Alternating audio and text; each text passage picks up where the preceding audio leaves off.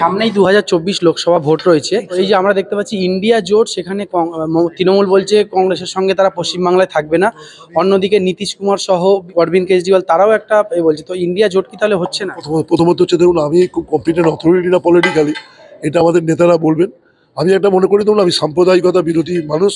আমি নিজে মনে করি আজকে ভারতীয় জনতা পার্টিকে দেশ থেকে হাঁটাতে গেলে জোট জরুরি।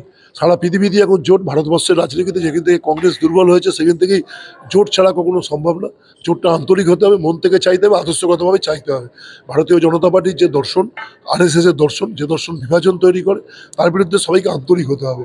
শুধু সিটের প্রাধান্য, শুধু সিটের মেজরিটি, এটা দিয়ে একটা কখনো জোট তৈরি করতে হয় একটা ঘৃণা দিয়ে, একটা হেডটেড দিয়ে। হেডটেডটা হচ্ছে সাম্প্রদায়িকতা, আমাদের কাছে হেডটেড, তার বিরুদ্ধে দাঁড়িয়ে আমার করতে হয়। কারণ দেখুন এর সম্ভাবনাও আছে। দেখুন কি একজন ব্যক্তি কি পাল্টালে নে দিয়ে হয় না।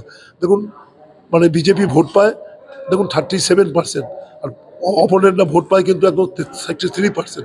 এই 63% ভোটটা ভাগ হচ্ছে। জোট হলেই সেই ভোটটা ভাগ হতো না। মানুষের কাছে সেই অ্যাপ্রোচটা খুব জরুরি। ধর্ম বিভাজন তৈরি করার চেষ্টা করছে যে দেশের মানুষ।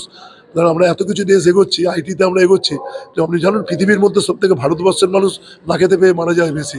এটা এই প্রবলেমটার বদলে অন্য প্রবলেমে ঠেলে দেওয়া হচ্ছে।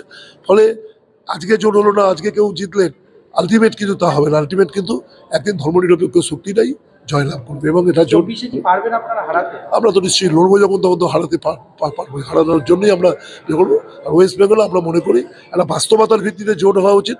যে যেখানে শক্তিশালী তাকেই বিষয়, যেমন আমরা ওয়েস্ট বেঙ্গলে আমরা শক্তিশালী। আবার ত্রিপুরাতে যদি দেখা যায় CPM শক্তিশালী, তখন CPM-কে ছেড়ে দেওয়া উচিত। এই ফর্মুলাতে অন্ততপক্ষে সাম্প্রদায়িকতার বিরুদ্ধে লড়াই করা দরকার। আমি দীর্ঘদিন ধরে সাম্প্রদায়িকতা বিরোধী মানুষ হিসেবে লড়াই করেছি গ্রাসরুটে। আমি মনে করি তাহলে প্রত্যেকটি মানুষ অক্সিজেন পাবে। আপনারা বলছেন আপনারা জিতবেন, অন্যদিকে 32টা সিটের টার্গেট দিয়েছে অমিত শাহ বা রাজ্যে এসে। কালকে টার্গেট দিতেই পারে, ধরুন টার্গেট দিতেই পারে। দেখুন যে ছেলে 20 পায়, তার সে মা বাবার কাছে বলে এবার আমি 80 পাবো। এবার 80 পাওয়ার জন্য তার যে প্রস্তুতি, তার যে তার যে ক্যারিজমা, এটা আমাদের রাজ্যের একমাত্র মমতা বন্দ্যোপাধ্যায় আছে, তৃণমূল কংগ্রেসের আছে। এইটা উনি ওনার কর্মীদের হোপ করা করবি কোথায়?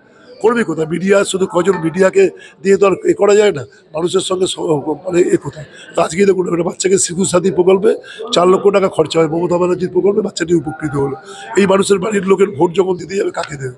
ওইটা কোনো কথা না। অমিত শাহজি টার্গেট করার চেষ্টা করছেন ওনার দলের প্রত্যেক থেকে, এটা কখনো সাকসেস হবে।